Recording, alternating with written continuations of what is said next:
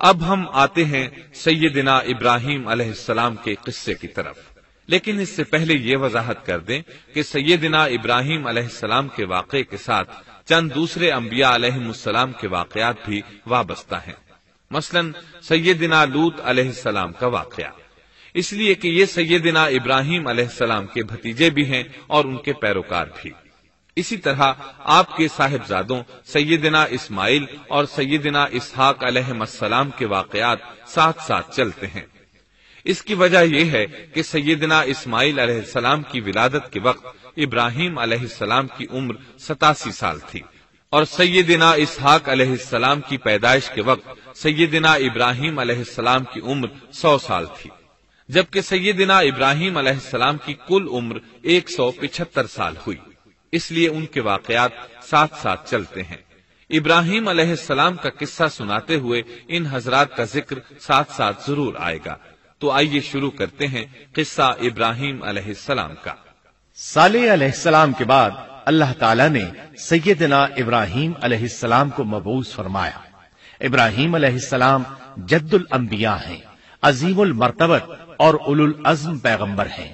آپ کے والد کا نام طارق تھا، جبکہ اس کا لقب آزر تھا۔ آزر مدد کرنے والے کو کہتے ہیں۔ یہ شخص اپنے قبیلے کے افراد کی مدد کیا کرتا تھا، غمخواری کرتا تھا، اس لیے اس کا لقب آزر مشہور ہو گیا تھا۔ قرآن مجید میں ابراہیم علیہ السلام کا قصہ 73 مقامات پر ذکر ہوا ہے۔ یہ 73 مقامات 25 سورتوں میں ہیں، اور یہ بات ابراہیم علیہ السلام کے بلند مرتبت ہونے پر دلالت کرتی ہے۔ ابراہیم علیہ السلام بھی سام بن نوح علیہ السلام کی نسل سے ہیں۔ آپ کی پیدائش عراق کے مشہور شہر بابل میں ہوئی۔ یہ عراق کے شمال میں واقع تھا اور آج بھی موجود ہے۔ بہت بڑا شہر ہے، اس وقت بھی بڑی آبادی پر مشتمل تھا۔ یہاں بت پرستی عام ہو چکی تھی۔ اللہ تعالی سورۃ العنکبوت آیت 25 میں فرماتے ہیں، ابراہیم نے کہا کہ تم نے جن بتوں کی پرستش اللہ کے سوا کی ہے، انہیں تم نے اپنی آپس کی دنیاوی دوستی کے بنا پر معبود ٹھہرا لیا ہے۔ مطلب یہ کہ وہ لوگ اللہ کی عبادت بتوں کو اللہ کا شریک ٹھہرا کر کرتے تھے۔ ابراہیم علیہ السلام نے اپنے باپ سے اور اپنی قوم سے کہا کہ یہ مورتیاں جن کے تم مجاور بنے بیٹھے ہو کیا ہیں؟ انہوں نے جواب دیا، ہم نے اپنے باپ دادوں کو انہی کی عبادت کرتے پایا ہے۔ اللہ تعالیٰ ان کے بارے میں فرماتے ہیں، اے نبی، انہیں ابراہیم علیہ السلام کا قصہ سنا دو، جبکہ انہوں نے اپنے باپ اور اپنی قوم سے فرمایا، تم کس کی عبادت کرتے ہو؟ کہنے لگے، بتوں کی، ہم تو برابر ان کے مجاور بنے بیٹھے ہیں۔ ابراہیم علیہ السلام نے فرمایا، جب تم انہیں پکارتے ہو تو کیا وہ سنتے بھی ہیں یا تمہیں نفع اور نقصان پہنچا سکتے ہیں؟ انہوں نے کہا، یہ ہم کچھ نہیں جانتے، ہم نے تو اپنے باپ دادوں کو اسی طرح کرتے پایا ہے۔ مطلب یہ کہ یہ بت پرستی انہیں ورثے میں ملی تھی۔ وہ جن معبودوں کی عبادت کرتے تھے، نہ وہ ان کی پکار کو سنتے تھے، نہ ہی ان کے نفع و نقصان پر قادر تھے۔ اسی لیے ابراہیم علیہ السلام انہیں جھنجھوڑ رہے تھے، لیکن اندھی تقلید اور بشری عقل کے بیکار ہو جانے نے انہیں یہ سب سوچنے سے عاری کر دیا تھا۔ اللہ تعالیٰ نے ابراہیم علیہ السلام کی خصوصی رہنمائی فرمائی تھی، جیسا کہ سورۃ الانبیاء آیت 51 میں ہے، اور ہم نے ابراہیم کو پہلے سے ہدایت عطا فرما دی تھی اور ہم اسے جانتے تھے۔ ابراہیم علیہ السلام نے کبھی ایک لمحے کے لیے بھی بتوں کی پوجا نہیں کی تھی۔ آپ نے اپنی قوم کو بتوں کی پوجا کرتے دیکھا تو انہیں ملامت کی، ایک اللہ کی طرف دعوت دی، اور اس دعوت کی ابتدا انہوں نے اپنے باپ سے کی۔ اللہ تعالیٰ سورہ مریم میں فرماتے ہیں، اے نبی، کتاب میں ابراہیم کا ذکر کر، بے شک وہ سچا نبی تھا۔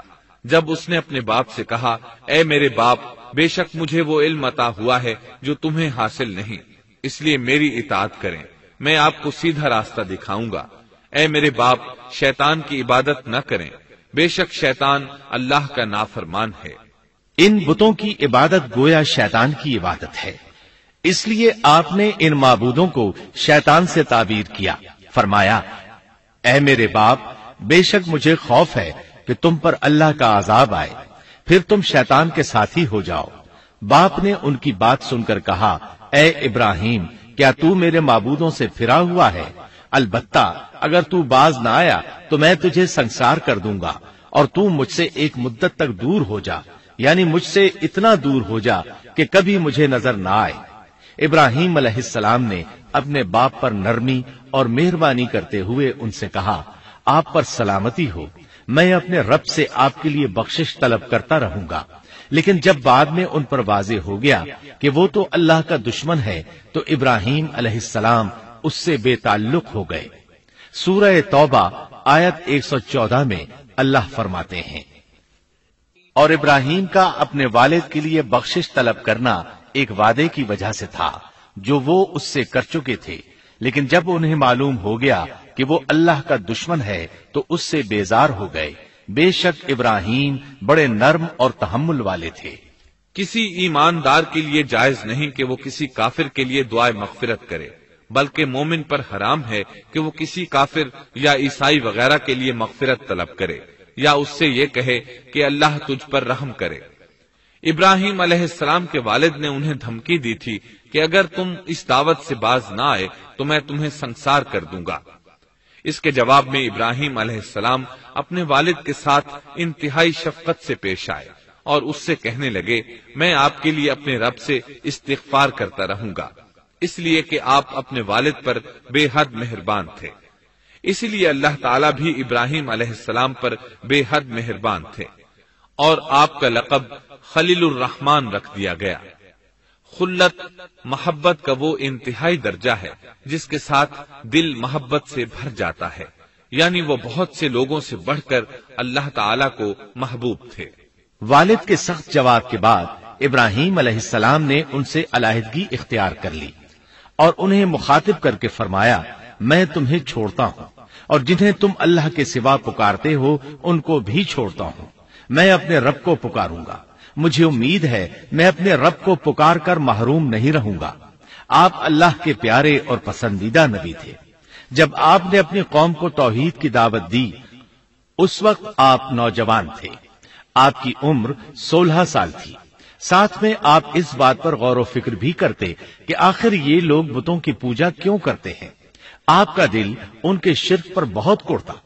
آخر آپ نے مصمم ارادہ کر لیا کہ اس شر اور فساد کی جڑ کو کاٹ کر رہیں گے، یعنی ان بتوں کو توڑ کر رہیں گے۔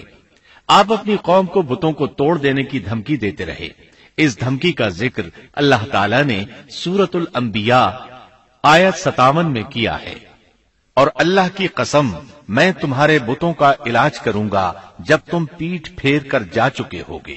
یہ بات ابراہیم علیہ السلام نے پوشیدہ نہیں اعلانیہ کہی تھی۔ آخر انتظار کا وقت ختم ہوا، عید کا دن آ پہنچا۔ عید کے دن وہ لوگ صبح سویرے گھر سے نکلنے سے پہلے کھانا پکا کر اپنے معبودوں کے سامنے رکھ دیتے، پھر شہر سے باہر ایک میدان میں جمع ہوتے، وہاں کھیلتے کودتے خوشیاں مناتے، ناز سے چلتے پھرتے اور کھانا کھاتے۔ شام کو گھروں کی طرف آتے، صبح بتوں کے پاس جو کھانا رکھ گئے تھے اس کو اٹھاتے اور تبرک سمجھ کر کھا جاتے۔ اپنے معمول کے مطابق انہوں نے عید کی تیاری کر لی، لیکن ابراہیم علیہ السلام تیار نہ ہوئے، اس لیے کہ وہ تو ان کے ساتھ جانے کا ارادہ ہی نہیں رکھتے تھے۔ وہ لوگ جانے سے پہلے ابراہیم علیہ السلام کے پاس آئے اور کہنے لگے، کیا آپ ہمارے ساتھ نہیں جائیں گے؟ سیدنا ابراہیم علیہ السلام نے آسمان کی طرف نگاہ کی اور فرمایا، میں بیمار ہوں۔ یہ تمام واقعہ سورۃ الانبیاء آیات 51 تا 58 میں بیان ہوا ہے۔ یقیناً ہم نے ابراہیم کو پہلے سے ہدایت فرما دی تھی اور ہم اسے جانتے تھے، جبکہ اس نے اپنے باپ سے اور اپنی قوم سے کہا کہ یہ مورتیاں جن کے تم مجاور بنے بیٹھے ہو کیا ہیں؟ سب نے کہا، ہم نے اپنے باپ دادوں کو انہی کی عبادت کرتے پایا ہے۔ آپ نے فرمایا، پھر تو تم اور تمہارے باپ دادا سبھی یقیناً کھلی گمراہی میں مبتلا رہے۔ کہنے لگے، کیا آپ سچ مچ ہمارے پاس حق لائے ہیں یا یوں ہی مذاق کر رہے ہیں؟ آپ نے فرمایا، نہیں نہیں، در حقیقت تم سب کا پروردگار تو وہ ہے جو آسمان و زمین کا مالک ہے، جس نے انہیں پیدا کیا ہے۔ میں تو ایسی بات کا گواہ اور قائل ہوں، اور اللہ کی قسم میں تمہارے ان معبودوں کا علاج تمہاری غیر موجودگی میں کروں گا۔ پس اس نے ان سب کے ٹکڑے کر دیے، البتہ صرف بڑے بت کو چھوڑ دیا، یہ اس لیے کیا کہ وہ سب اس کی طرف لوٹے۔ ابراہیم علیہ السلام نے لوگوں کے ساتھ عیدگاہ جانے سے انکار کیا اور عذر پیش کیا کہ وہ بیمار ہیں۔ وہ لوگ آپ کو چھوڑ کر چلے گئے۔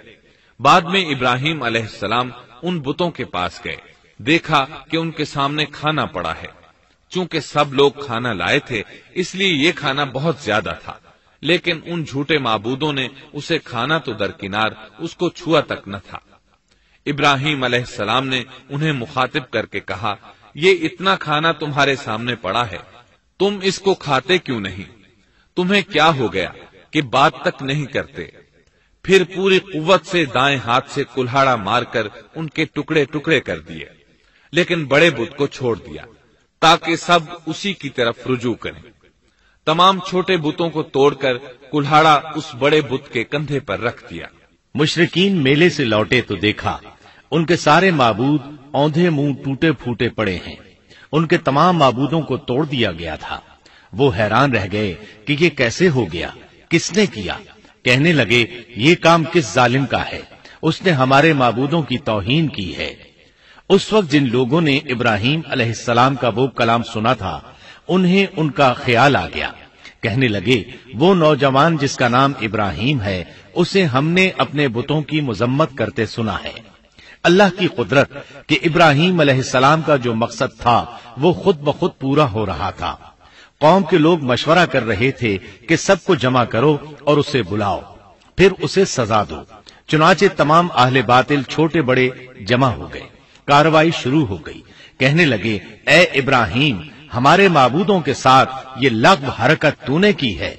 ابراہیم علیہ السلام نے جواب دیا، یہ کام تو اس بڑے بت کا ہے، مجھ سے کیوں پوچھتے ہو؟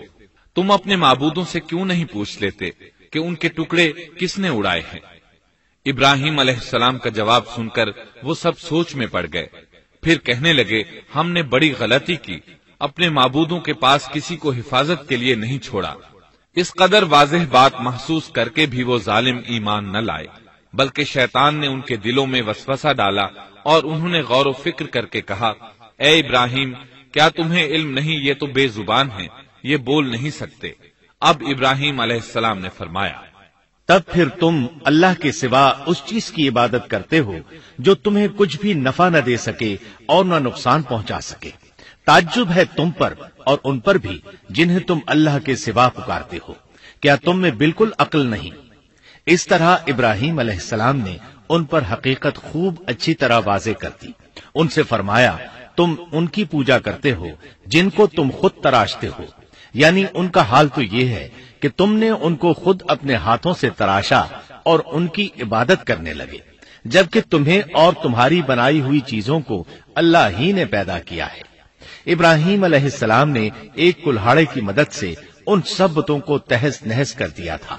یہ اس بات کی واضح ترین نشانی تھی کہ یہ بالکل بے بس ہیں، لیکن اس واضح نشانی کے باوجود وہ اپنے کفر ہی پر ڈٹے رہے اور لگے ابراہیم علیہ السلام کو دھمکیاں دینے۔ کہنے لگے، اس کے لیے ایک آتش کدہ بناؤ اور اسے اس دہکتی آگ میں ڈال دو۔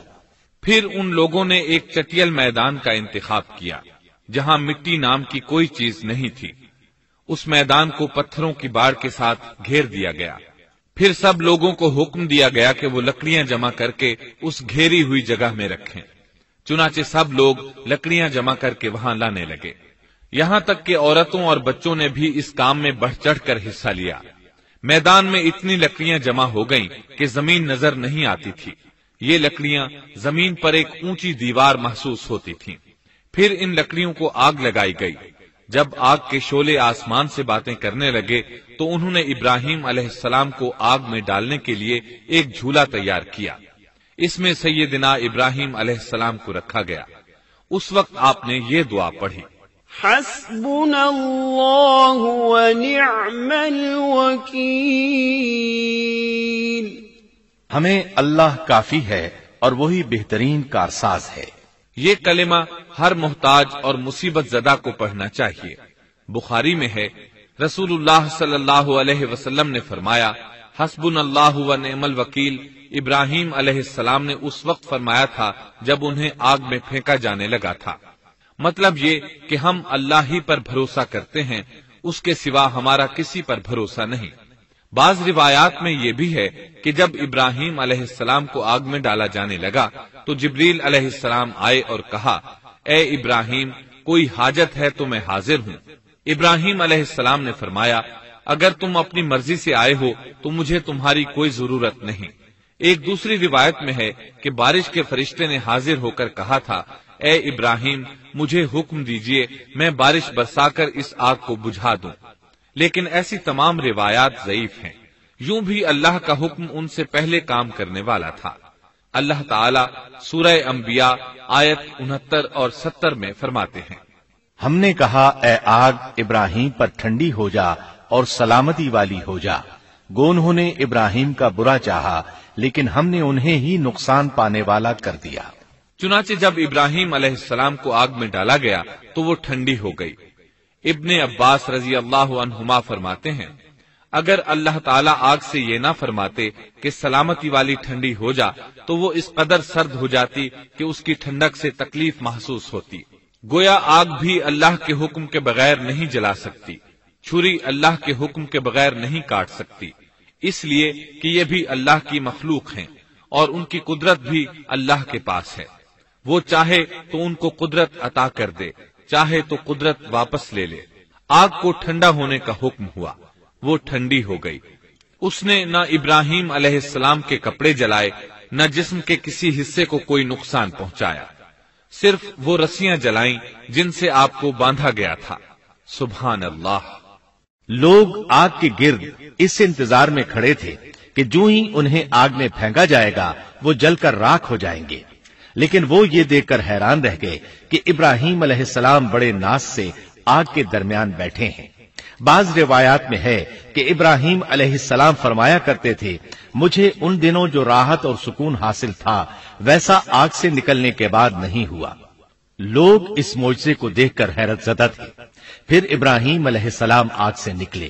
اتنا بڑا معجزہ دیکھنے کے باوجود لوط علیہ السلام کے سوا کوئی شخص پورے بابل شہر سے ان پر ایمان نہ لایا۔ اللہ تعالیٰ فرماتے ہیں، پس ابراہیم پر لوط ایمان لائے۔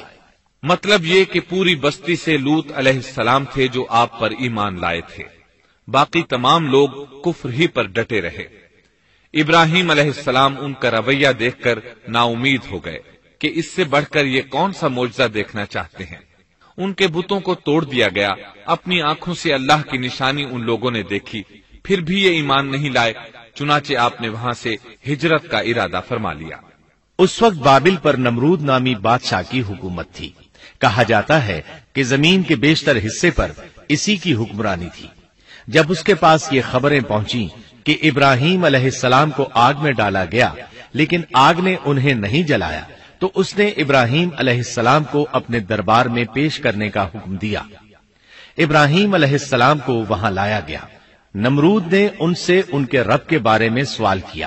اللہ تعالیٰ سورۃ البقرہ آیت 258 میں فرماتے ہیں، کیا تو نے اس شخص کو نہیں دیکھا جس نے ابراہیم سے اس کے رب کے متعلق جھگڑا کیا، اس لیے کہ اللہ نے اسے سلطنت دی تھی۔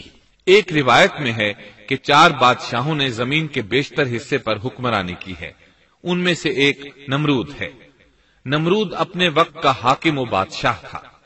ابراہیم علیہ السلام سے جب اس کی اللہ تعالیٰ کے بارے میں بات چیت ہوئی تو ابراہیم علیہ السلام نے کہا، میرا رب وہ ہے جو زندہ کرتا ہے اور مارتا ہے۔ جواب میں اس نے کہا، میں بھی زندہ کرتا ہوں اور مارتا ہوں۔ چنانچہ اس نے حکم دیا کہ جیل سے 2 آدمیوں کو لے آؤ۔ جیل سے 2 ایسے آدمیوں کو لایا گیا جن کے لیے سزائے موت کا فیصلہ ہو چکا تھا۔ اس نے ان میں سے ایک کے قتل کا حکم دیا، دوسرے کو معاف کر دیا۔ اس سے اس نے یہ ثابت کرنا چاہا کہ وہ بھی زندہ کر سکتا ہے اور موت دے سکتا ہے، اور کہنے لگا، دیکھ لو، میرے حکم سے لوگ مرتے ہیں اور میرے حکم سے انہیں زندگی ملتی ہے۔ اس کی بات سن کر ابراہیم علیہ السلام نے غور کیا کہ اگر وہ اس سے موت و حیات کے باریک فلسفے پر بحث کریں گے تو نمرود کا مقصد پورا ہو جائے گا اور میرا مقصد پورا نہیں ہو پائے گا۔ اس لیے بحث و مباحثے کی بجائے کوئی مضبوط دلیل پیش کر دی جائے تاکہ حق و باطل کے درمیان فرق واضح ہو جائے۔ چنانچہ آپ نے فرمایا، بے شک اللہ سورج کو مشرق سے لاتا ہے، تو اس کو مغرب سے لے آ۔ کافر بادشاہ یہ سن کر مبہوت رہ گیا، اس کا سر جھک گیا۔ اللہ تعالیٰ فرماتے ہیں تب وہ کافر حیران رہ گیا اور اللہ نا انصافوں کو سیدھی راہ نہیں دکھاتا۔ ان تمام باتوں کے بعد نمرود کو یہ معلوم کرنے کی ضرورت نہیں رہی کہ ابراہیم علیہ السلام آگ سے کیسے نجات پا گئے، کیونکہ حقیقت اس پر آشکار ہو چکی تھی۔ وہ جان گیا تھا کہ اصل معاملہ کیا ہے۔ چنانچہ اس نے ابراہیم علیہ السلام سے کہا، آپ اس ملک سے نکل جائیے، ہم آپ کو یہاں نہیں رہنے دیں گے۔ ابراہیم علیہ السلام نے عراق کو خیر بات کہا اور شام کی طرف ہجرت کر گئے۔ یہاں آ کر وہ حران نامی بستی میں مقیم ہوئے۔ اسی جگہ آپ نے اپنے چچا ہاران کی بیٹی سیدہ سارہ علیہ السلام سے شادی کی۔ اللہ تعالیٰ اس ہجرت کے بارے میں فرماتے ہیں، اور ہم اسے یعنی ابراہیم اور لوط کو بچا کر اس زمین کی طرف لے آئے جس میں ہم نے جہان کے لیے برکت رکھی تھی۔ جب آپ حران کے مقام پر پہنچے تو وہیں ٹھہر گئے، وہیں رہنے لگے۔ یہاں آ کر آپ کا شمار بنو حران میں ہونے لگا۔ آپ لوگوں کو اسی شہر میں رہنے کی دعوت دیتے۔ اس شہر کے لوگ بتوں کی پوجا نہیں کرتے تھے بلکہ ستاروں کو پوجتے تھے۔ ابراہیم علیہ السلام نے جب ان کی یہ حالت دیکھی تو ارادہ کر لیا کہ ان لوگوں کو بتائیں گے کہ ستاروں کی عبادت کرنا باطل ہے۔ یہ لوگ چونکہ نجوم پرست تھے اس لیے ان کی عبادت کا وقت رات کو ہوتا تھا، اور یہ لوگ رات کے وقت عبادت کرتے تھے کیونکہ ان کے معبود یعنی ستارے رات ہی کو طلوع ہوتے ہیں۔ چنانچہ ابراہیم علیہ السلام انہیں یہ دکھانے کے لیے کہ ان چیزوں کی عبادت باطل ہے ایک دن ان کے ساتھ نکلے۔ اللہ نے آسمان کے دروازے کھول دیے تو ابراہیم علیہ السلام نے چاند، ستاروں، سیاروں اور آسمان و زمین کی سلطنت کو دیکھا۔ اللہ تعالیٰ نے ابراہیم علیہ السلام سے تمام پردے ختم کر دیے جو عام طور پر لوگوں کی آنکھوں پر ہوتے ہیں، اور انہوں نے وہ کچھ دیکھا جسے آج کی رصد گاہیں بھی نہیں دیکھ سکتی۔ اللہ تعالیٰ سورۃ الانعام آیت 75 میں فرماتے ہیں، اور اسی طرح ہم نے ابراہیم کو آسمان اور زمین کی سلطنت کا مشاہدہ کرا دیا تاکہ وہ یقین کرنے والوں میں سے ہو جائے۔ بعض مفسرین نے لکھا ہے کہ یہ سب کچھ اللہ تعالیٰ نے ابراہیم علیہ السلام کو اس لیے دکھایا تھا کہ وہ ستاروں کی پرستش کرتے تھے۔ پھر اللہ تعالیٰ نے اپنی عبادت کی طرف ان کی رہنمائی فرمائی۔ جن مفسرین نے یہ بات لکھی وہ غلطی پر ہیں، کیونکہ ایک جلیل القدر رسول کے متعلق ایسا گمان کرنا کبیرہ گناہ ہے۔ آسمان اور زمین کی سلطنت اور دیگر معجزات دکھانے کے بعد اللہ تعالیٰ فرماتے ہیں، آسمان اور زمین کی پیدائش یقیناً انسان کی پیدائش سے بہت بڑا کام ہے۔ اللہ تعالیٰ ایک دوسرے مقام پر فرماتے ہیں، آسمان اور زمین میں بہت سی نشانیاں ہیں جن سے یہ منہ موڑ کر گزر جاتے ہیں۔ ابراہیم علیہ السلام حران شہر کے ستارہ پرستوں کو لے کر ایک رات نکلے۔ اچانک ایک ستارہ طلوع ہوا، اس کی چمک دمک بہت تھی، شکل صورت کے لحاظ سے بھی بہت خوبصورت تھا۔ اس وقت ابراہیم علیہ السلام نے بطور مذاق کہا، یہ میرا رب ہے۔ لیکن جب وہ ستارہ کچھ دیر بعد چھپ گیا تو کہنے لگے، یہ تو غروب ہو گیا۔ یہ رب کیسے ہو سکتا ہے؟ جو چھپ جائے وہ رب نہیں ہو سکتا، پس میں تو غروب ہونے والوں کو پسند نہیں کرتا۔ اگلے روز وہ پھر ان لوگوں کو ساتھ لے کر نکلے تو چاند کو دیکھا۔ یہ شکل صورت میں ستاروں سے کہیں زیادہ خوبصورت تھا، روشن تھا، لیکن یہ بھی غروب ہو گیا۔ تو ابراہیم کہنے لگے، اگر مجھے میرے رب نے ہدایت نہ کی تو میں گمراہ لوگوں میں شامل ہو جاؤں گا۔ اے اللہ، تو کہاں ہے؟ اپنی طرف میری رہنمائی کر۔ ان باتوں سے ابراہیم علیہ السلام ان لوگوں کو غور و فکر کی دعوت دے رہے تھے تاکہ وہ غور کریں، آخر رب چھپ کیسے سکتا ہے؟ اگر چاند رب ہے اور دن کے وقت کسی کو اپنے معبود کی حاجت ہوگی تو وہ کیا کرے گا؟ لہذا چاند کسی صورت رب نہیں ہو سکتا۔ پھر جب دن چڑھا اور سورج طلوع ہوا تو کہنے لگے، یہ میرا رب ہے، یہ تو سب سے بڑا ہے۔ پھر لوگوں کو مخاطب کر کے کہنے لگے، تم رات کو چھوٹے چھوٹے ستاروں کی پوجا کرتے ہو، کیوں نہ تم اتنے بڑے ایک ہی رب کی پوجا کر لو۔ لیکن جب وہ بھی غروب ہو گیا تو کہنے لگے یقیناً میں تمہارے شرک سے بیزار ہوں. یہ معبود کیسے ہو سکتے ہیں؟ ان میں تو تبدیلی آتی رہتی ہے، کبھی طلوع ہوتے ہیں کبھی غروب ہوتے ہیں. یہ اس بات کی دلیل ہے کہ یہ مخلوق ہیں اور ان کا خالق کوئی اور ہے جس کے حکم کے یہ تابع ہیں. جب یہ خود مخلوق ہیں اور کسی اور کے تابع ہیں تو کسی کو نفع نقصان پہنچانے پر کس طرح قادر ہو سکتے ہیں؟ پھر اپنی قوم کو مخاطب کر کے کہنے لگے میں اپنا رخ اس کی طرف کرتا ہوں جس نے آسمانوں کو یکسو ہو کر پیدا کیا اور میں شرک کرنے والوں میں سے نہیں ہوں. اب بھی وہ اپنی بات پر اڑے رہے.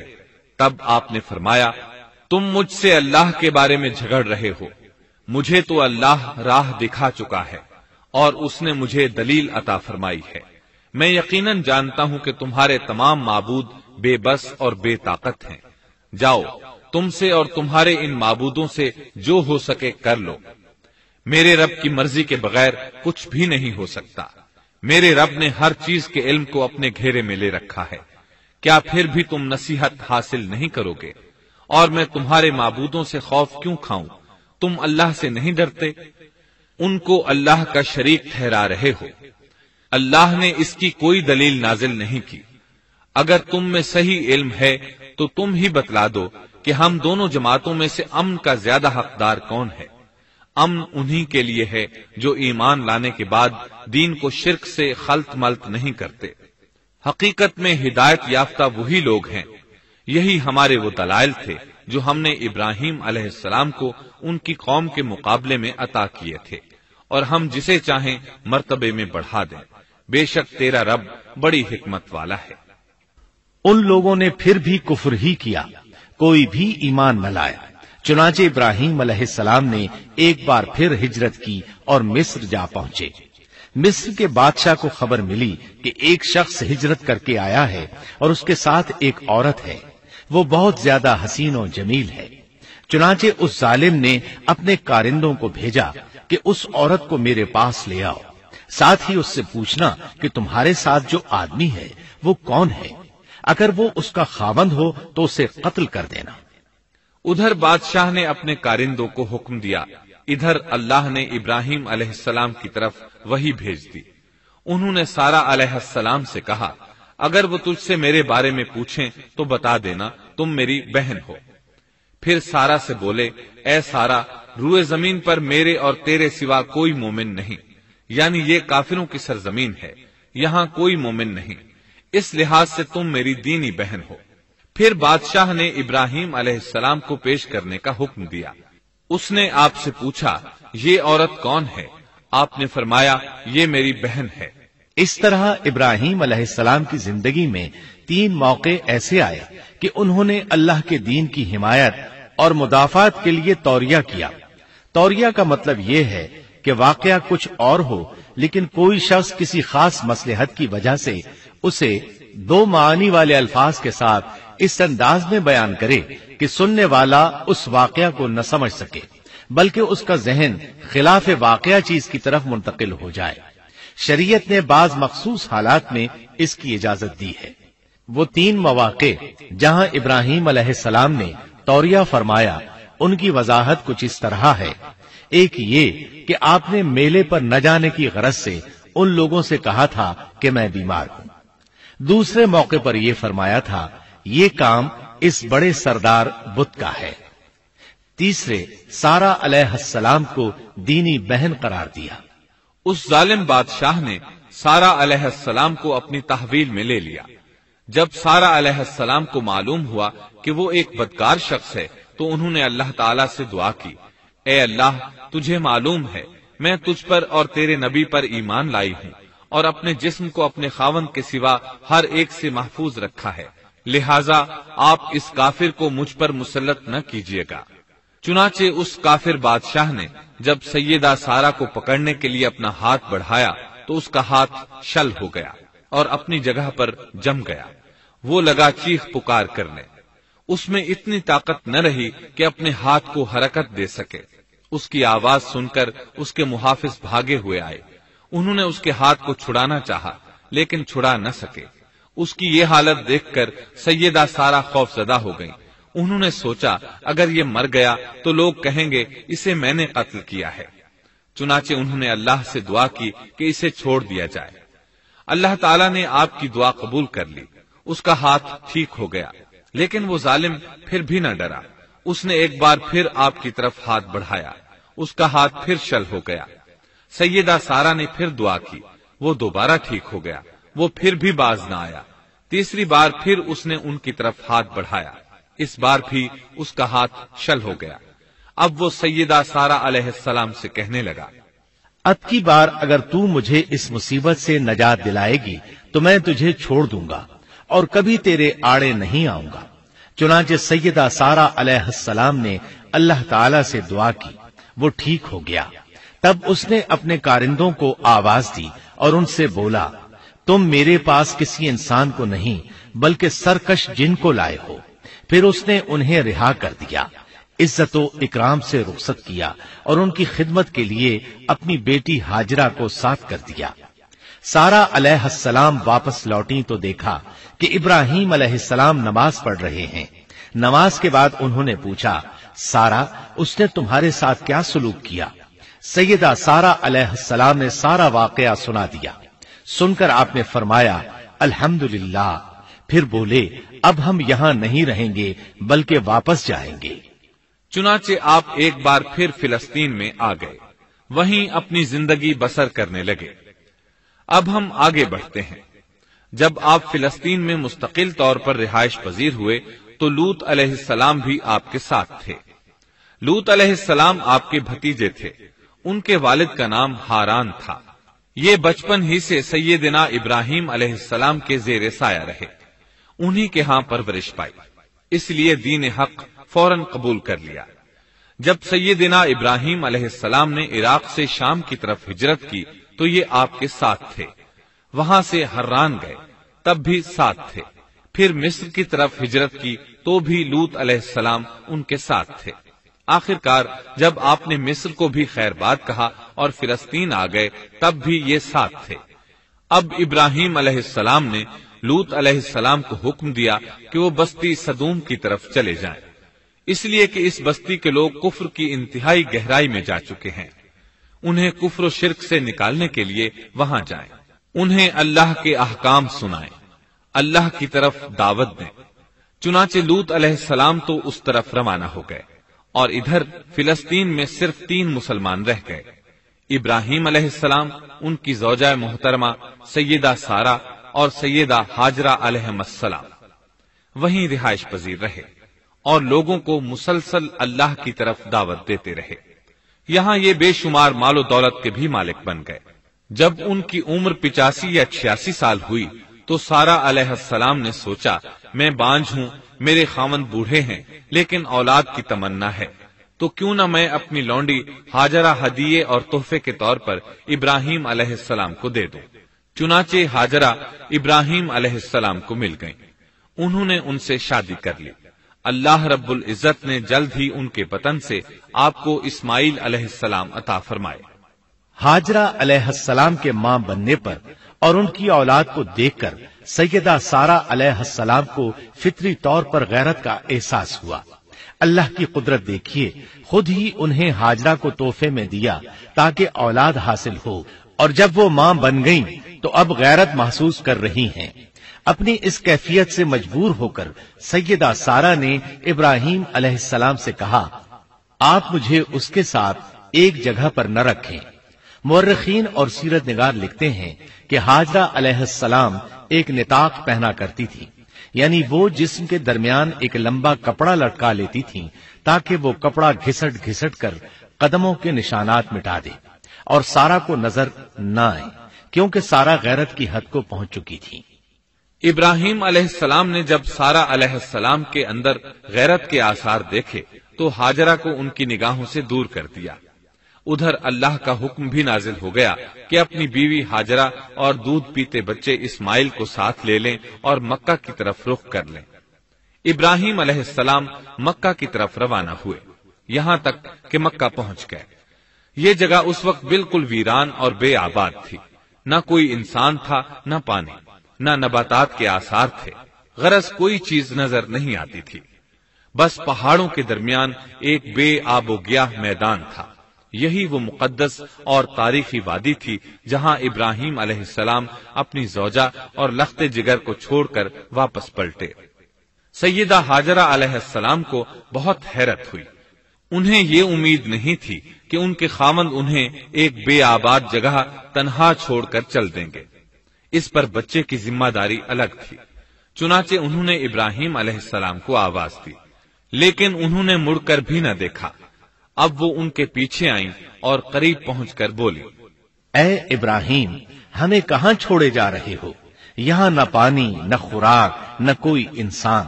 ابراہیم علیہ السلام نے پھر بھی کوئی جواب نہ دیا، کوئی پریشانی بھی ظاہر نہ کی اور چلتے رہے۔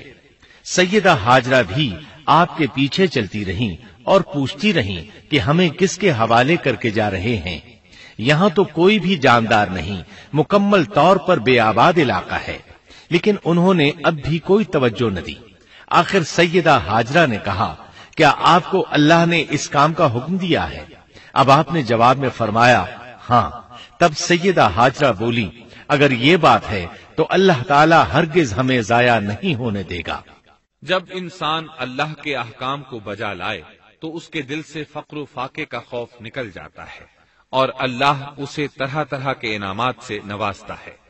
انسان جب تک اللہ کے احکام کو بجا لاتا رہے گا تب تک اللہ کی نصرت اور اس کی تائید شامل حال رہے گی۔ چنانچہ جوں ہی ہاجرہ علیہ السلام کو پتا چلا کہ انہیں تنہا چھوڑ جانا اللہ کے حکم کی بنا پر ہے تو فوراً یقین بھرے لہجے میں بولی، تب اللہ ہمیں ضائع نہیں کرے گا۔ یہ کہہ کر وہ اپنے شیر خوار بچے کی طرف پلٹ گئیں۔ خوراک اور پانی چند دن میں ختم ہو گئے، پانی کا ایک قطرہ پاس نہ رہا۔ اب پانی کی تلاش شروع کی، لیکن اپنے لیے تو درکنار، ماں کو بیٹے کے لیے بھی پانی نہ ملا نہ خوراک۔ اب بچہ لگا بھوک سے بلکنے، خوراک نہ ملنے کی وجہ سے ماں کا دودھ بھی خشک ہو گیا تھا۔ عورت کتنی بھی باحوصلہ ہو اپنے بچے کو بھوک سے بلکتے نہیں دیکھ سکتی۔ اب انہوں نے بچے کو وہیں چھوڑا اور تیزی سے قریبی پہاڑی صفا کی طرف لپکی، اوپر چڑھ کر ادھر ادھر نظر دوڑائی کہ شاید کسی طرف پانی یا خوراک نظر آ جائے یا کسی انسان کی جھلک نظر آ جائے۔ جب کچھ نظر نہ آیا تو نشیب کی طرف چلی، ساتھ میں بچے کی طرف بھی دیکھتی جاتی تھی۔ نشیب میں پہنچی تو بچہ نظروں سے اوجھل ہو گیا۔ اس پر اور بے چین ہوئی اور بلندی کی طرف دوڑی۔ اس طرح مروا پہاڑی پر چڑھ گئی، وہاں بھی چاروں طرف نگاہ دوڑائی لیکن کچھ نظر نہ آیا۔ خیال آیا کہ پھر کوشش کرنی چاہیے۔ اس خیال سے مروا پہاڑی سے اتری اور صفا کی طرف چل دی۔ درمیان میں نشیب کی وجہ سے بچہ نظر نہ آیا تو دوڑنے لگی۔ اس طرح پھر صفا پر چڑھ گئی۔ اللہ اکبر! ایک تو عورت ذات کمزور، پھر بھوک پیاس سے نڈھال، اس پر کس قدر سعی اور کوشش میں مصروف، وہ بھی اپنے بچے کے لیے۔ بہرحال بار بار کوشش کے خیال سے انہوں نے صفا اور مروہ پہاڑیوں کے درمیان 7 چکر لگائے۔ یہی وجہ ہے مسلمان عازمین حج صفا و مروہ کے درمیان سعی کرتے ہیں تاکہ اس واقعے کی یاد تازہ ہو جائے۔ جب وہ آخری مرتبہ مروہ پر پہنچی تو انہوں نے ایک آواز سنی۔ یہ آواز اسماعیل علیہ السلام کے قریب سے آئی تھی۔ انہوں نے پوری توجہ سے آواز کو سننے کی کوشش کی اور جلدی سے اسماعیل کے قریب پہنچی۔ کیا دیکھتی ہیں؟ اسماعیل کے قدموں کے نیچے سے پانی پھوٹ رہا ہے، کیونکہ جبریل علیہ السلام کو اللہ نے اس صابرہ خاتون کی مدد کے لیے بھیجا تھا۔ انہوں نے زمزم والی جگہ پر اپنا پر مارا تو اسماعیل کے قدموں کے پاس سے ایک عظیم چشمہ رحمت نمودار ہوا۔ مستقبل کے پیغمبر کے قدموں کے نیچے سے اللہ نے جبریل فرشتے کے ذریعے زمین پھاڑ کر پانی نکال دیا۔ یہی آب زمزم کا آغاز تھا۔ ہاجرہ علیہ السلام پانی کو آنکھیں پھاڑ پھاڑ کر حیرت سے دیکھ رہی تھی۔ ان کی خوشی کی انتہا نہ رہی جب انہوں نے دیکھا پانی پھوٹ پھوٹ کر چاروں طرف بہ رہا ہے۔ زمین ہموار تھی، اس لیے انہوں نے زمین کو کھودنا شروع کر دیا تاکہ پانی ادھر ادھر نہ بہ جائے۔ پھر انہوں نے اس گڑھے کے چاروں طرف پتھر رکھ دیے اور زبان سے بولی، زم زم، اس کا مطلب ہے رک جا۔ نبی اکرم صلی اللہ علیہ وسلم کا فرمان ہے، اللہ اسماعیل کی والدہ پر رحم فرمائے، اگر وہ جلد بازی سے کام نہ لیتی تو زمزم ایک بہنے والا چشمہ ہوتا، لیکن انہوں نے اس کے گرد بند باندھ دیا۔ انہیں دراصل اس وقت پانی کی شدید ضرورت تھی، اس لیے انہوں نے پانی کو اپنے پاس جمع کر لیا تاکہ بہہ کر ضائع نہ ہو جائے۔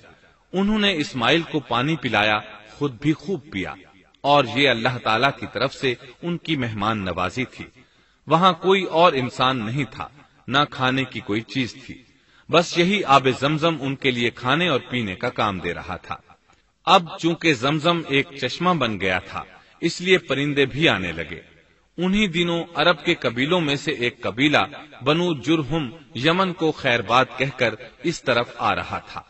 یمن میں ایک بہت بڑا ڈیم تھا، پہاڑوں کے درمیان انہوں نے پانی کو روک کر ایک بہت بڑا بند قائم کر رکھا تھا، اس سے پورا سال آسانی سے کھیتی باڑی کرتے تھے۔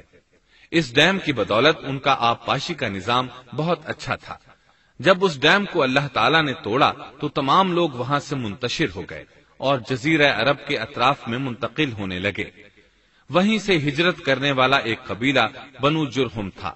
یہ لوگ بنیادی طور پر عرب تھے۔ یہ قبیلہ سفر میں رہتا، جہاں کہیں پانی اور چراگاہ نظر آتے وہیں پڑاؤ ڈال دیتے۔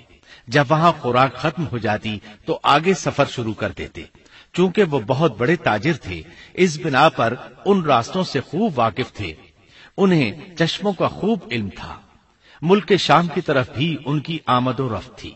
یہ قبیلہ بنو جرہم مکہ کے قریب پہنچا تو فضا میں پرندوں کو منڈلاتے پایا۔ کہنے لگے ان پرندوں کی موجودگی میں ضرور کوئی راز ہے۔ اب انہوں نے اپنے کچھ آدمی اس طرف بھیجے۔ یہ لوگ جلد ہی چشمے تک پہنچ گئے۔ انہوں نے وہاں ایک عورت اور اس کے بچے کو پایا۔ پھر وہ لوگ ان کے پاس آئے، وہاں پڑاؤ ڈالنے کی اجازت مانگی۔ سیدہ ہاجرہ نے فرمایا، ٹھیک ہے، لیکن شرط یہ ہے کہ تمہیں اجرت ادا کرنا ہوگی۔ ان کے لیے یہ سستا سودا تھا۔ ان کے پورے قبیلے کو سامان زندگی مل رہا تھا، جبکہ صرف ایک عورت اور اس کے بیٹے کی ذمہ داری ان پر عائد ہو رہی تھی۔ انہوں نے فوراً حامی بھر لی اور وہاں رہائش اختیار کر لی۔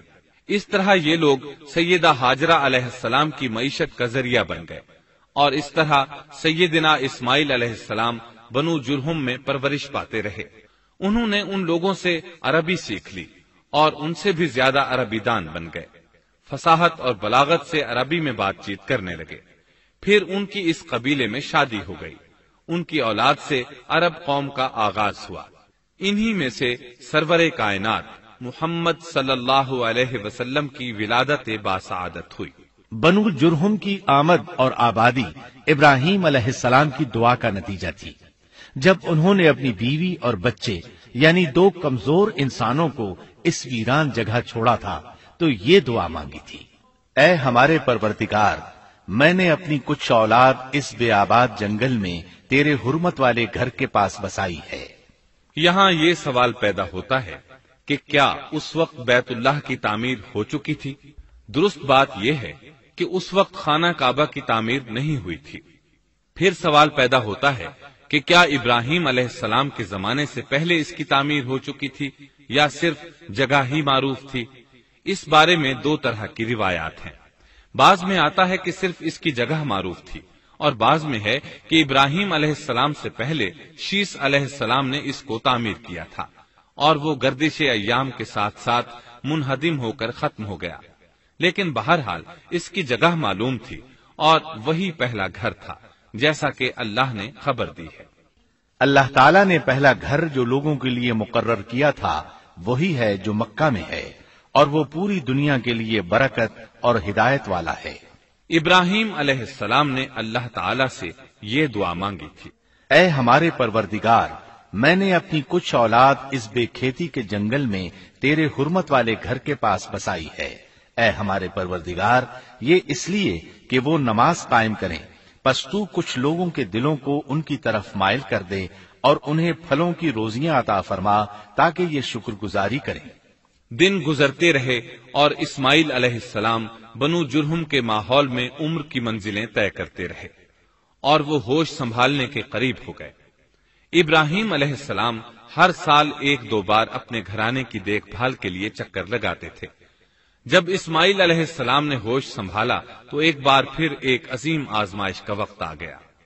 ہوا یوں کہ ایک مرتبہ ابراہیم علیہ السلام مکہ تشریف لائے، ایک جگہ آرام کے لیے بیٹھے کہ نیند کی وادی میں پہنچ گئے۔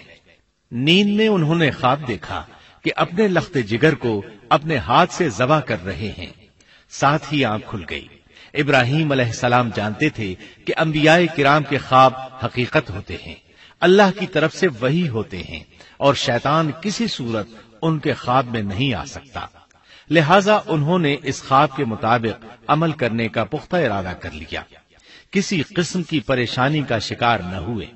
اللہ رب العزت نے اس عظیم اور تعجب خیز واقعے کا قرآن مجید میں ذکر کرتے ہوئے فرمایا، اور ابراہیم نے کہا میں تو ہجرت کر کے اپنے پروردگار کی طرف جانے والا ہوں، وہ ضرور میری رہنمائی کرے گا۔ اے میرے رب، مجھے نیک بخت اولاد عطا فرما۔ تو ہم نے ایک بردبار بچے کی بشارت دی۔ پھر جب بچہ اتنی عمر کو پہنچا کہ اس کے ساتھ چلنے پھرنے لگا تو ابراہیم نے کہا میرے پیارے بیٹے، میں نے خواب دیکھا ہے کہ میں تجھے ذبح کر رہا ہوں، اب تو بتا تیری کیا رائے ہے؟ یہاں سوال پیدا ہوتا ہے کہ ابراہیم علیہ السلام نے اسماعیل علیہ السلام سے مشورہ کیوں لیا؟ وہ چاہتے تو اسماعیل کو سوتے میں ذبح کر دیتے، اس طرح اللہ کا حکم بجا لاتے۔ وہ بیٹے کے پاس کیوں گئے اور ان سے مشورہ کیوں لیا؟ جی ہاں، یہ مسئلہ یاد رکھنے کے قابل ہے کہ ہر مسلمان پر لازم ہے کہ وہ اپنے دوسرے مسلمان بھائی کو اجر و ثواب میں شامل کرنے کی کوشش کرے۔ ابراہیم علیہ السلام نے بیٹے کو ثواب میں شامل کرنے کے لیے انہیں اللہ کے حکم سے آگاہ کیا، یہ نہ چاہا کہ میں اکیلا ہی اجر لیتا رہوں، بلکہ دوسرے کی خیر خواہی کو پیش نظر رکھا۔ والدین کے لیے آپ کے اس انداز میں نصیحت موجود ہے، یہ کہ اولاد کو ثواب کے مواقع فراہم کریں، ان کی صحیح تربیت کریں۔ اگر صدقہ کرنے کا موقع ملے تو بچوں کے ذریعے صدقہ کرائیں تاکہ انہیں بھی اللہ کے راستے میں خرچ کرنے کی عادت پڑے۔ جب کسی دینی مجلس میں بیٹھنے کا موقع ملے تو اپنی اولاد کو بھی ساتھ لے کر جائیں۔ بے شمار لوگ خود تو جاتے ہیں، اولاد کو جانے کے لیے کہتے بھی نہیں، خود دین سیکھتے ہیں، اولاد کو دین نہیں سکھاتے۔ ابراہیم علیہ السلام نے اسماعیل علیہ السلام سے رائے لی۔ سبحان اللہ، انہوں نے جواب میں فرمایا اے ابا جان، آپ کو جو حکم ملا ہے کر گزریے۔ یہ نہیں کہا کہ مجھے تو حکم نہیں ہوا، بلکہ فوراً سر تسلیم خم کر دیا، اس لیے کہ وہ جانتے تھے انبیاء کا خواب حقیقت پر مبنی ہوتا ہے، اللہ کی وحی ہوتا ہے، اس لیے بالکل پریشانی ظاہر نہ کی، یہ تک نہ پوچھا مجھے کیوں ذبح کر رہے ہیں، یا میرا کیا جرم ہے، یا آپ کے پاس کون سا صریح حکم آیا ہے۔ انہوں نے ایسی کوئی بات نہ کہی۔ اللہ کی فرما برداری اسی کو کہتے ہیں۔ چنانچہ اپنے باپ سے کہا اے ابا جان، آپ کو جو حکم ہوا ہے اس کو کر گزریے، انشاءاللہ آپ مجھے صبر کرنے والوں میں پائیں گے۔ علماء کرام فرماتے ہیں اس جملے سے ان کا انتہائی ادب اور احترام شامل ہے، اور اس میں زبردست توکل موجود ہے۔ یہ نہیں کہا کہ آپ مجھے صبر کرنے والوں میں سے پائیں گے، بلکہ آپ نے اللہ کی مشیت کو جملے میں شامل کیا اور فرمایا انشاءاللہ آپ مجھے صبر کرنے والوں میں سے پائیں گے۔ لہذا مسلمانوں کو دھوکے میں نہیں پڑنا چاہیے۔ یہ نہ کہے میں سفر کروں گا، میں فلاں کام کروں گا، میں فلاں کام کے کرنے کی طاقت رکھتا ہوں، بلکہ یوں کہے اللہ نے چاہا تو میں سفر کروں گا، اللہ نے چاہا تو فلاں کام کروں گا۔ اپنے علم اور طاقت کے دھوکے میں پڑنا سراسر نادانی ہے۔ ہر چیز کا تعلق اللہ سے قائم کرے، جیسا کہ اللہ تعالیٰ فرماتے ہیں اور ہرگز ہرگز کسی کام پر یوں نہ کہنا کہ میں اسے کل کروں گا، مگر ساتھ ہی انشاءاللہ کہہ لینا۔ اپنی زبان کو اللہ کے ذکر سے سجا کر رکھو اور ہمیشہ اپنے معاملات کو اللہ کی طرف لوٹاؤ۔ بہرحال باپ بیٹا دونوں ہی مصمم ارادے کے ساتھ اللہ کا حکم پورا کرنے کے لیے پیش ہو گئے۔ اسماعیل علیہ السلام نے اپنے والد محترم سیدنا ابراہیم علیہ السلام سے کہا جب آپ مجھے ذبح کرنے لگیں تو میری پیشانی کو زمین پر رکھ دیجیے گا تاکہ آپ کو میرا چہرہ نظر نہ آئے اور کہیں آپ کے ہاتھ رک نہ جائیں، چہرہ دیکھ کر آپ پر شفقت پدری غالب نہ آ جائے۔ اب ابراہیم علیہ السلام نے بیٹے کی پیشانی پکڑ کر زمین پر لٹا دیا، جیسا کہ اللہ تعالی نے فرمایا۔ جب دونوں مطیع ہو گئے اور ابراہیم نے اسے پیشانی کے بل لٹا دیا، اب انہوں نے چھری پکڑی اور گردن پر چلا دی، لیکن چھری نے گردن نہ کاٹی، بالکل اسی طرح جیسے آگ نے ابراہیم کو نہیں جلایا تھا، اس لیے کہ چھری میں کاٹنے کی طاقت اور آگ میں جلانے کی صلاحیت اللہ کے حکم کے بغیر نہیں آ سکتی۔ اللہ نے دونوں سے یہ طاقتیں سلب کر لی۔ اب ابراہیم زور لگا رہے ہیں، ادھر اسماعیل علیہ السلام کہہ رہے ہیں، ابا جان جلدی کیجئے، چھری چلائیے۔ اللہ تعالیٰ نے اس واقعے کا ذکر یوں فرمایا ہے، جب وہ دونوں مطیع ہو گئے اور ابراہیم نے اسے پیشانی کے بل لٹا دیا۔ اس مطیع ہونے سے مراد اللہ کے حکم کو نافذ کرنا ہے۔ اب ظاہر ہے مطیع تو وہ پہلے بھی تھے، لیکن یہاں اسلما یعنی مطیع ہونے سے مراد کامل اسلام ہے۔ نہایت واضح اور حقیقی اسلام مراد ہے، اس لیے کہ کامل اسلام وہی ہوتا ہے جس میں بغیر کسی تردد اور توقف کے اللہ کے امر اور نہی کی تصدیق کی جائے۔ یہ تھا حقیقی اسلام۔ ہاں تو چھری چلتی رہی، گلا نہ کٹا، اس لیے کہ امتحان اور آزمائش کی تکمیل ہو چکی تھی۔ یہ بات ثابت ہو چکی تھی کہ اللہ کا حکم نافذ کرنے میں دونوں پوری طرح کوشاں ہیں۔ اللہ تعالیٰ بھی فرما برداری ہی کا صلہ عطا فرماتے ہیں۔ چنانچہ آواز آئی، قد صدقت الرؤيا، ہم نے اسے پکارا، اے ابراہیم تو نے خواب کو سچ کر دکھایا، یقیناً ہم اسی طرح نیکوکاروں کو جزا دیا کرتے ہیں۔ یقیناً یہ ایک کھلی آزمائش تھی۔ تاریخ کا ایک عظیم ترین امتحان اور کڑی آزمائش دنیا کو آج بھی حیرت میں ڈال دیتی ہے۔ کون ہے جو بیٹے کو ذبح کرنے پر تیار ہو جائے، خاص طور پر اس صورت میں جب اولاد بھی اکلوتی ہو، جس کی وجہ سے 86 سال کے بعد آنگن میں بہار آئی ہو۔ پھر اس کی قربانی کا بھی واضح حکم نہیں دیا گیا تھا، اشارتاً خواب میں رہنمائی کی گئی تھی۔ آپ کہہ سکتے تھے یہ قتل اور سنگین جرم ہے، کہہ سکتے تھے اپنے بیٹے کو کس جرم میں قتل کرو، لیکن آپ نے بغیر کسی تعامل کے سر تسلیم خم کر دیا اور اس عظیم امتحان میں کامیاب ہوئے۔ اللہ فرماتے ہیں، وَإِبْرَاهِيمَ الَّذِي وَفَّى، اور ابراہیم وہ ہیں جنہوں نے وفاداری کی۔ اس آیت میں یہ نہیں بتایا گیا کہ کس چیز میں وفاداری کی، اس لیے کہ وہ تو ہر معاملے میں مکمل طور پر وفاداری کا مظاہرہ کر چکے تھے۔ آگ میں ڈالے جانے والا معاملہ، بیوی اور بچے کو لق و دق میدان میں چھوڑ آنے کا معاملہ، پھر ذبح کا امتحان، تعمیر بیت اللہ کی مشقت، غرض ہر معاملے میں وفادار تھے، حتیٰ کہ اپنا مال اللہ کے راستے میں خرچ کرنے میں اس قدر وفادار کہ ابو زیفان کے لقب سے مشہور ہو گئے۔ اس کا معنی ہے مہمان نواز۔ کسی مہمان کو دسترخوان پر اپنے ساتھ بٹھائے بغیر ایک لقمہ نہیں کھاتے تھے، باہر نکلتے مہمان تلاش کرتے، پھر اس کے ساتھ مل کر کھانا کھاتے، مہمان نہ ملتا تو سخت غمگین ہو جاتے۔ اس طرح انہوں نے اللہ کے ہر حکم کی پاسداری کی۔ ذبح والے اس امتحان کا اللہ نے انہیں کیا صلہ دیا؟ اللہ فرماتے ہیں، ہم نے اسے عظیم ذبیحے کا بدلہ عطا کیا۔ ہاں تو ہم بتا رہے تھے چھری نے گلا نہ کاٹا۔ ایسے میں ابراہیم علیہ السلام نے ایک آواز سنی، آواز پیچھے سے آئی تھی۔ انہوں نے مڑ کر دیکھا، جبریل علیہ السلام نظر آئے۔ وہ آسمان سے ایک مینڈھا لے کر آئے تھے، دنیا کے مینڈھوں میں سے نہیں بلکہ جنت کا مینڈھا لائے تھے۔ سیدنا عبداللہ بن عباس رضی اللہ عنہما سے روایت ہے کہ وہ مینڈھا جنت میں 40 سال تک چرتا رہا۔ سفید رنگ، کشادہ آنکھوں، خوبصورت سینگوں والا حسین و جمیل مینڈھا تھا۔ بہرحال یہ ابراہیم علیہ السلام کی وفاداری کا بدلہ تھا جو اسماعیل علیہ السلام کے فدیے میں دیا گیا، اور پوری امت مسلمہ کے لیے حکم ہو گیا کہ اللہ کی رضا کے لیے قربانی اور ہدی پیش کرتے رہیں۔ کعبے کے پاس حرم الہی میں ہر سال یہ سنت ادا کی جاتی ہے، اور ان کے ساتھ ساتھ پوری زمین کے تمام خطوں پر بسنے والے مسلمان بھی اس عظیم فرمانبرداری کی علامت کے طور پر قربانیاں پیش کرتے ہیں۔ مینڈھے کے ذکر کا مطلب یہ ہے کہ ہم سنت ابراہیمی پر گامزن ہو جائیں، یہ میڈھا ہمیں اللہ کے لیے قربانی کا سبق دیتا ہے۔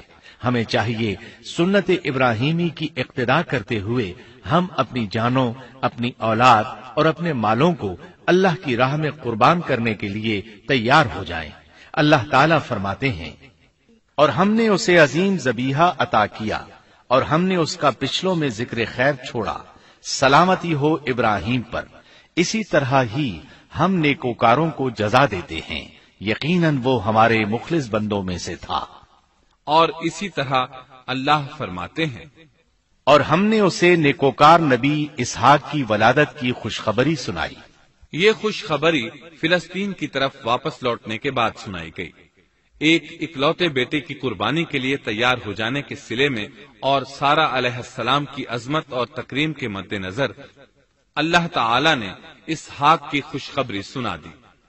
یہ آیت ذبح کے واقعے کے بعد اللہ تعالی نے ذکر فرمائی ہے، اس لیے معلوم ہوا پچھلی آیات میں اسحاق کے علاوہ کسی اور بیٹے کا ذکر ہوا ہے، اور وہ اسماعیل علیہ السلام ہی تھے، جبکہ یہودی روایات میں اسحاق علیہ السلام کو ذبیح قرار دیا جاتا ہے۔ یہ بالکل غلط ہے۔ ذبح کے واقعے کے بعد اسحاق علیہ السلام کی بشارت مل رہی ہے، پھر بھلا وہ پیدا ہونے سے پہلے ہی ذبیح کیسے بن گئے؟ اس لیے یہ قطعی بات ہے کہ اسماعیل علیہ السلام ہی ذبیح ہیں۔ اس کے کئی اور بھی دلائل ہیں جن کے ذکر کرنے کا یہاں موقع نہیں۔ بہرحال اس عظیم آزمائش میں بے مثال کامیابی کے بعد ابراہیم علیہ السلام فلسطین آئے اور 120 سال کی عمر میں اسحاق علیہ السلام کی بشارت ملی، جبکہ سارہ علیہ السلام کی عمر 90 سال تھی۔ ان پر بڑھاپا طاری ہو چکا تھا۔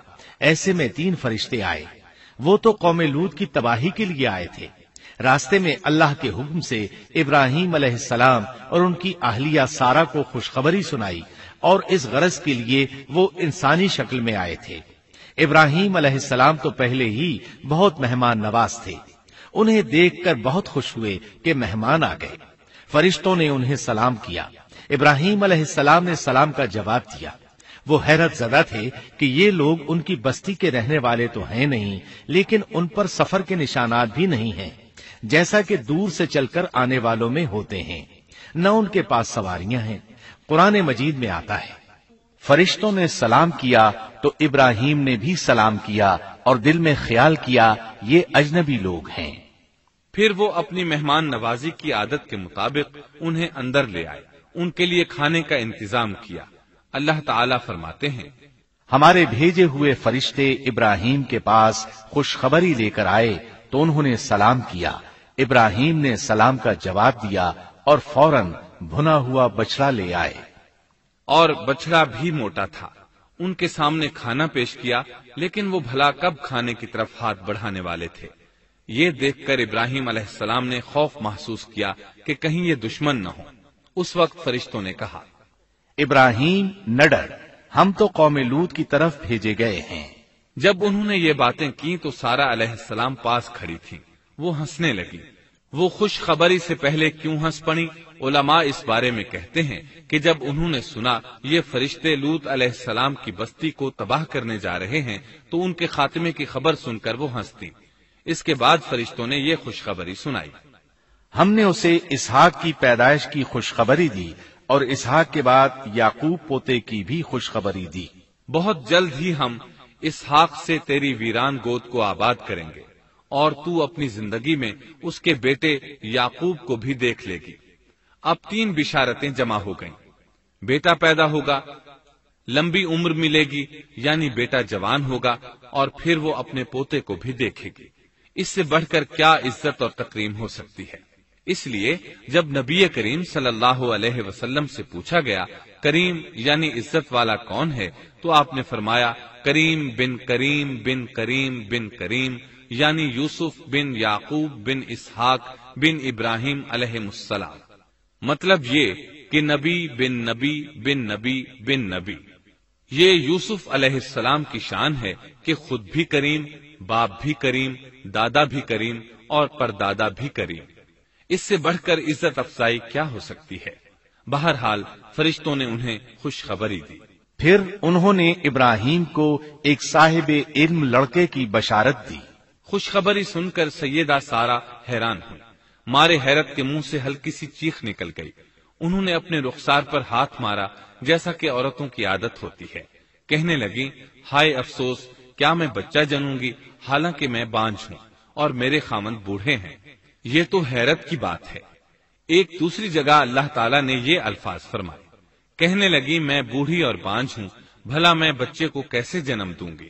اس پر فرشتوں نے کہا، تو اللہ کے حکم پر تعجب کرتی ہے، اے اہل بیت، یہ تو اللہ کی تم پر رحمت اور برکت ہے، وہ بہت بزرگ اور قابل تعریف ہے۔ دوسری آیت میں ہے، انہوں نے کہا، اسی طرح تیرے رب نے فیصلہ کیا ہے اور ہمیں کہا ہے، یقیناً وہ بہت حکمت والا ہے اور علم رکھنے والا ہے۔ یہ تھی اسحاق علیہ السلام کی ولادت کی خوشخبری۔ ابراہیم علیہ السلام مکے میں سیدنا اسماعیل علیہ السلام سے ملنے کے لیے آتے رہتے تھے۔ ایک روز آئے تو ان سے کہا، اے میرے بیٹے، اللہ تعالیٰ نے مجھے حکم دیا ہے کہ اس مقام پر اللہ کا گھر تعمیر کرنا۔ اسماعیل علیہ السلام نے فوراً کہا، میں حاضر ہوں۔ اس طرح انہوں نے کھدائی شروع کی۔ ایسے میں انہیں شیش علیہ السلام کی تعمیر کے آثار نظر آئے۔ انہوں نے اس پر تعمیر شروع کر دی۔ ایک روایت میں یہ بھی ہے کہ انہوں نے فرشتوں والی بنیادوں کے آثار بھی دیکھے۔ نبی کریم صلی اللہ علیہ وسلم کی جوانی کے دنوں میں جب مکے کے قریش نے کعبے کی تعمیر نئے سرے سے کی تو انہوں نے اس کی بنیادوں کو گہرا کرنا چاہا۔ وہ کھدائی کرتے ان سبز پتھروں تک پہنچ گئے جو پہاڑوں کی چوٹیوں کی طرح نظر آ رہے تھے۔ انہوں نے ان پتھروں کو نکالنا چاہا۔ ایک شخص نے کدال کے ذریعے ایک پتھر کو باہر نکالا تو اس کے نیچے سے اتنا نور نکلنے لگا کہ قریب تھا وہ شخص اندھا ہو جاتا۔ پھر پتھر خود بخود نیچے جا گرا اور اپنی جگہ پر جم گیا۔ اس کے بعد لوگوں نے ان پتھروں کو ہاتھ نہ لگایا اور تعمیر شروع کر دی۔ قرآن مجید میں تعمیر کعبہ اور بیت اللہ کا تذکرہ اس طرح آیا ہے، اور جب ہم نے بیت اللہ کے مکان میں ابراہیم کو جگہ دی اور فرمایا کہ میرے ساتھ شرک نہ کرنا اور میرے گھر کو طواف، قیام اور رکوع و سجود کرنے والوں کے لیے پاک رکھنا، اور فرمایا، بے شک لوگوں کے لیے جو پہلا گھر تعمیر کیا گیا ہے وہ مکہ میں ہے، وہ جہان والوں کے لیے برکت اور ہدایت کا ذریعہ ہے، اس میں واضح نشانیاں ہیں، مثلا مقام ابراہیم، تو جو کوئی حرم میں داخل ہوگا وہ امن میں آ جائے گا۔ اور فرمایا، اور یاد کرو اس وقت کو جب ابراہیم کو اس کے پروردگار نے کئی باتوں کے ذریعے آزمایا، وہ ان میں پورے اترے تو اللہ نے فرمایا، میں آپ کو تمام لوگوں کا امام بنا رہا ہوں۔ ابراہیم نے کہا، اے میرے رب، میری اولاد میں سے بھی امام بنائیے۔ جواب میں اللہ نے فرمایا، میرا امامت کا وعدہ ظالم لوگوں کے لیے نہیں ہے۔ اور اس وقت کو یاد کرو جب ہم نے بیت اللہ کو ثواب اور امن کی جگہ بنا دیا اور لوگوں نے مقام ابراہیم کو جائے نماز بنا لیا۔ ہم نے ابراہیم کو حکم دیا کہ میرے گھر کو طواف، اعتکاف، رکوع اور سجود کے لیے پاک رکھو، اور وہ وقت بھی یاد رکھو جب ابراہیم نے دعا کی، اے پروردگار، اس شہر کو امن والا بنا دے اور اس کے مومن بندوں کو پھلوں کا رزق عطا کر۔ اللہ تعالیٰ نے فرمایا، میں کافروں کو بھی تھوڑا فائدہ دوں گا، پھر انہیں آگ کے عذاب کی طرف بے بس کر دوں گا، یہ پہنچنے کی جگہ بری ہے۔ اور وہ وقت یاد کرو جب ابراہیم اور اسماعیل بیت اللہ کی بنیادوں کو بلند کر رہے تھے اور دعا مانگ رہے تھے، اے ہمارے رب، ہماری محنت کو قبول فرما، تو دعا کو سننے والا، جاننے والا ہے، اور ہمیں اپنا فرما بردار بنا، ہماری اولاد میں سے بھی ایک فرما بردار گروہ بنا، اور ہمیں عبادت کا طریقہ سکھا اور ہم پر رجوع فرما، کیونکہ تو ہی توبہ قبول کرنے اور رحم فرمانے والا ہے۔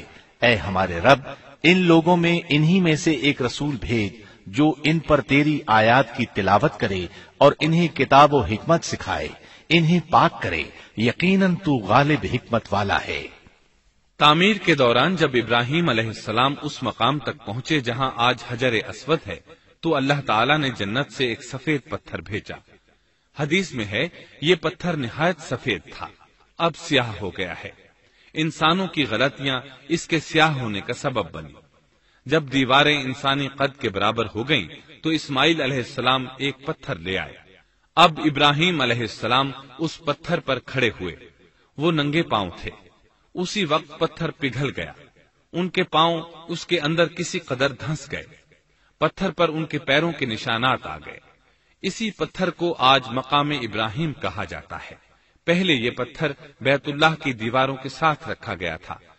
جب لوگ طواف کے لیے آتے تو سیدنا ابراہیم کے پیروں کے نشانات دیکھنے کے لیے یہاں ہجوم ہو جاتا۔ اس طرح طواف کرنے والوں کو دقت کا سامنا ہوتا۔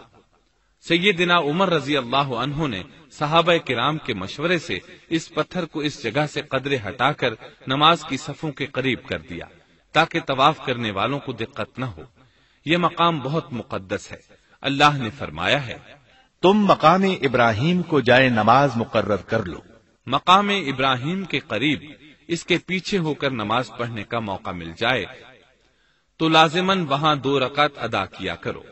موقع نہ ملے تو پھر پوری مسجد حرام میں طواف سے فراغت والی 2 رکعت پڑھ لیا کرو۔ اس طرح کعبہ تعمیر ہوا۔ تب نیا حکم آیا، لوگوں میں جو استطاعت رکھے اس پر اللہ کے لیے حج بیت اللہ فرض ہے، اور جو شخص جان بوجھ کر اعراض کرے تو اللہ جہانوں سے بے نیاز ہے اور اسے اس کی کوئی پرواہ نہیں۔ ادھر ابراہیم علیہ السلام کو اللہ تعالی کی طرف سے اشارہ ہوا، لوگوں میں حج کا اعلان کر دیں۔ ابراہیم علیہ السلام کہنے لگے، اللہ میری آواز بھلا کس کس تک پہنچے گی؟ جواب آیا، آپ کے ذمے آواز لگانا ہے، پہنچانا ہمارا کام ہے۔ چنانچہ آپ عرفات کے ایک پہاڑ پر چڑھے اور آواز لگائی، لوگو بیت الحرام کا حج کرو۔ اللہ تعالیٰ نے معجزانہ طور پر یہ آواز تمام انسانوں تک پہنچا دی، خواہ وہ پیدا ہوئے تھے یا نہیں۔ دوسرا معجزہ یہ ہوا کہ اللہ نے بیت اللہ اور اس کے حج کی محبت لوگوں کے دلوں میں ڈال دی۔ اللہ نے فرمایا، اور آپ لوگوں میں حج کا اعلان کر دیں، وہ آپ کی طرف پیدل بھی آئیں گے اور دبلے پتلے اونٹوں پر بھی دور دور سے آئیں گے۔ اس طرح لوگ پیدل اور سوار ہو کر کثرت سے حج کے لیے آنے لگے اور یہ ویران علاقہ آباد ہونے لگا۔ یہ تھے حالات اور واقعات ابراہیم علیہ السلام کے۔ آپ نے 175 سال کی عمر میں وفات پائی۔ آپ سے پہلے سیدہ ہاجرہ علیہ السلام نے وفات پائی اور ان کی وفات سے کچھ ہی عرصہ بعد سیدہ سارہ علیہ السلام 127 سال کی عمر میں فوت ہو گئیں۔ ان دونوں کی وفات کے بعد آپ غمگین رہنے لگے۔ آخر اتنی مدت تک ساتھ رہا تھا۔ آپ خلیل الرحمن تھے، آپ پر صحیفے بھی نازل ہوئے، آپ اللہ کے بے حد شکر گزار تھے۔